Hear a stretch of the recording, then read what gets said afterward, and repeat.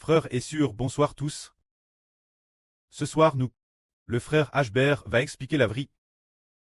Le point central est de parler des frères et sœurs, entre eux, le théâme de l'amour mutuel, se dire que cette fois quand nous sommes à le rendre visite aux frères et sœurs, nous avons découvert qu'un groupe de sœurs, comme on est voir leur vie changer. C'est TRS merveilleux. Quelle en est la cause? Au départ, il y a un mois quand je les ai vus, leur vie n'était pas encore. Elle avait encore besoin d'être mieux définie. Mais en revenant un mois plus tard, comment se fait-il que la vie de certaines sœurs soit si magnifiquement définie? Quelle en est la raison? La raison en est que le Seigneur Jésus a donné une parabole. Le Seigneur a dit, le royaume des cieux est semblable à un homme qui jette de la semence en terre. Après l'avoir jetée en terre, il rentre dormir. Après avoir dormi, il se réveille nouveau. Après réveil, la semence germe et grandit. Elle commence à grandir peu à peu. L'automne, elle produit des grains pleins. Quand le grain est mister, on moissonne. Et on l'apporte dans le grenier. Le Seigneur Jésus a dit, quand la semence, comment elle pousse, comment elle grandit, comment elle produit des grains pleins, celui qui a semé ne le sait pourtant pas. Seul Dieu le sait. Cela signifie que le frère Ashbert prêche la vie et transmet l'évangile aux frères et sœurs. Alors les frères et sœurs veulent bien écouter ensemble et la garder ensemble, sans s'en rendre compte. Leur propre vie a grandi. Alors la croissance de leur propre vie. Le frère Ashbert la comprend-il? Quelle en est la cause? Il n'en sait absolument rien. Quand celle des frères et sœurs? Comment leur vie? Comment transmettre l'évangile de Jésus-Christ aux frères et sœurs? Et les frères et sœurs ont accepté le Seigneur et l'aimant profondément, sans s'en rendre compte. Comment notre vie a-t-elle changé? Ceux qui aiment profondément le Seigneur et les enfants qui veulent lui obéir. Comment leur vie a-t-elle été définie pour devenir de plus en plus belle? Quelle en est la raison? Le frère Ashbert ne sait absolument rien. C'est seulement le Seigneur, seulement l'œuvre du précleste, parce que le Seigneur Jésus-Christ a dit cela là sur Ruth. Le frère Ashbert est celui qui proclame de grandes choses. Le Seigneur Jésus-Christ est celui qui fait de grandes choses. Le précleste est celui qui accomplit de grandes choses. Alors ce que le frère Ashbert prêche dit que, si vous croyez au Seigneur Jésus, vous recevez une vie nouvelle. Ashbert parle ainsi. Alors est-ce le frère Ashbert qui fait des frères et sœurs une nouvelle création? Non. Bien c'est Ashbert qui parle. Mais qui est-ce qui fait des frères et sœurs une nouvelle création? C'est le Seigneur Jésus-Christ. C'est le pré du frère Ashbert qui défie lui-même. Ceux qui veulent écouter le frère Ashbert enseigner la vie. Il les défie lui-même. En parlant de cette surbe, elle Thérèse dispose d'écouter la vie dite par mon fils, et elle croit comptement en moi. Et même aussi comptement. Bien, je vais changer sa vie, c'est ce que le Seigneur Jésus-Christ accomplit, pour que notre vie, notre nouvelle vie grandisse de mieux en mieux. C'est l'œuvre du Seigneur. Alors qui est-ce qui l'accomplit? Qui va confirmer en disant « Amen ». Cela peut s'accomplir. Qui est cette personne? C'est le précleste. C'est celui qui accomplit tout cela. Le précleste dit « Bien, tant qu'il croit en l'évangile de mon fils, laissons sa vie grandir. » Alors le précleste dit « Bien, quiconque croit en mon fils Jésus, que sa vie grandisse. » Ainsi le précleste. DS qu'il l'accomplit. Le Seigneur Jésus dit « D'accord prêt. » Alors le Seigneur change notre vie. Le travail que fait le frère Ashbert, c'est de dire sans cesse « Croyez au Seigneur Jésus, recevez le Seigneur Jésus, et la vie sera change. » C'est comme une semence jetée en terre. Comment elle grandit? Germe et produit des feuilles. Comment elle produit des grains pleins? Personne ne le sait. L'homme ne comprend pas. Celui qui plante, celui qui sème, l'homme ne le sait pas. Alors, qui le fait grandir? C'est le Seigneur Jésus-Christ. Qui le fait grandir? Pourtant, le Seigneur dit, c'est Dieu. Mais Dieu, travers son propre Fils, notre prêt, le Seigneur Jésus vient faire grandir la vie. Alors qui accomplit et détermine la volonté de faire grandir l'homme? C'est Dieu.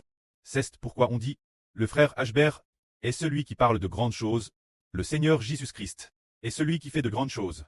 Le précleste Jova est celui qui accomplit de grandes choses. C'est un mystère merveilleux. C'est pourquoi Ashbert dit, comment se fait-il qu'un mois, certaines sœurs ont vu leur vie changer, remplie de joie. C'était en fait l'œuvre du prêt et du Seigneur. Mais le frère Ashbert a-t-il eu un peu de peine? Oui, au moins en temps. Celui qui parle de grandes choses. Ainsi avec le pré et le Seigneur. Il partage la joie, partage la gloire, partage la joie. C'est cela.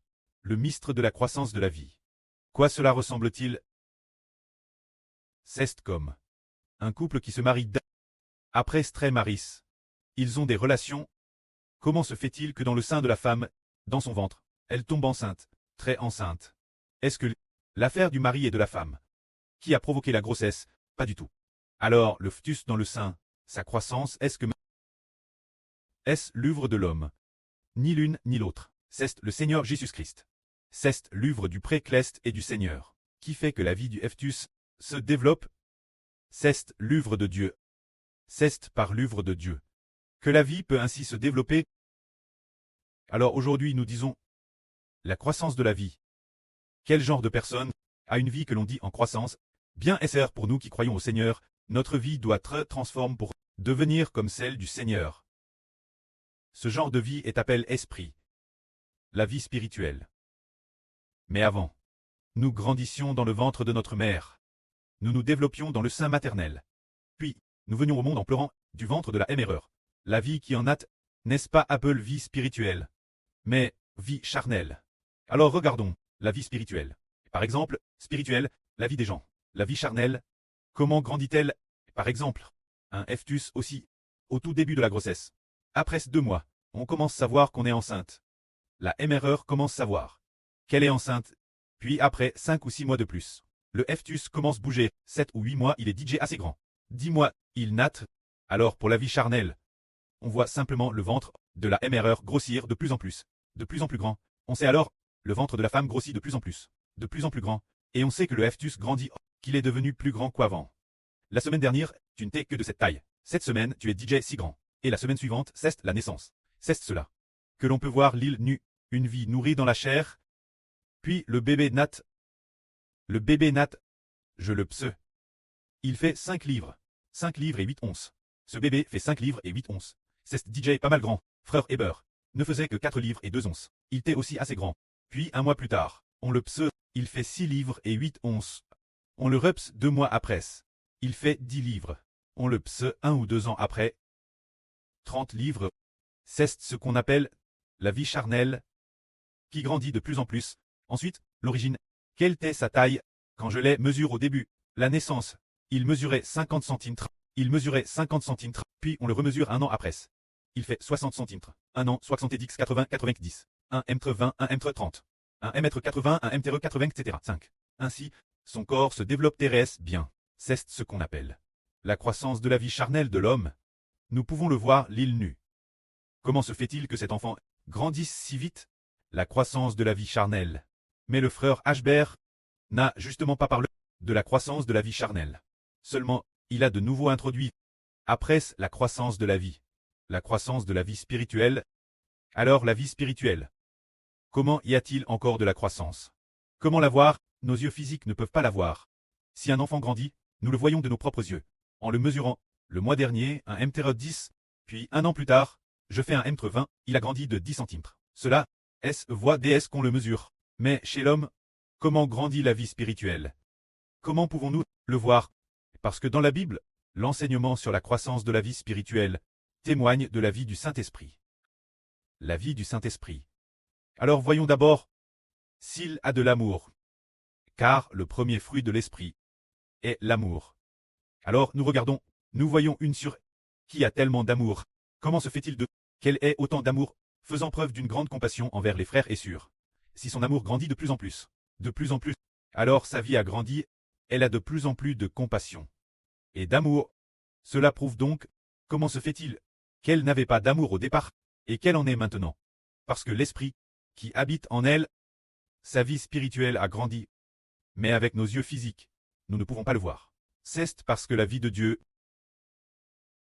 de Dieu, fils de Dieu, fille de Dieu, des enfants du Seigneur Jésus-Christ. Cette vie, elle se manifestera. Ce n'est pas une question de taille physique, ni de poids, ni de hauteur, mais elle se manifeste seulement dans le modèle de sa vie, dans le fait d'avoir de l'amour ou non, d'avoir de la compassion ou non, d'avoir de plus en plus de joie ou non, d'avoir, de plus en plus de foi, d'avoir de la matrice de soi. Cette vie permet de voir que sa vie a grandi. Alors le frère Ashbert, à part d'une sur dont la vie a grandi. Cette sur c'est la sur Yang-Wang. Au tout début,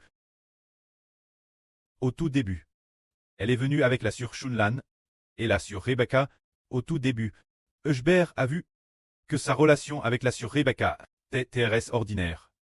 C'est comme si, bien qu'habitant ensemble, dans la madame maison, depuis si longtemps, elles n'avaient jamais partagé un repas ensemble, et quand elles étaient ensemble, elles ne semblaient pas non plus avoir d'amour l'une pour l'autre. Cette poquelle, la vie des deux sur ne faisait que commencer.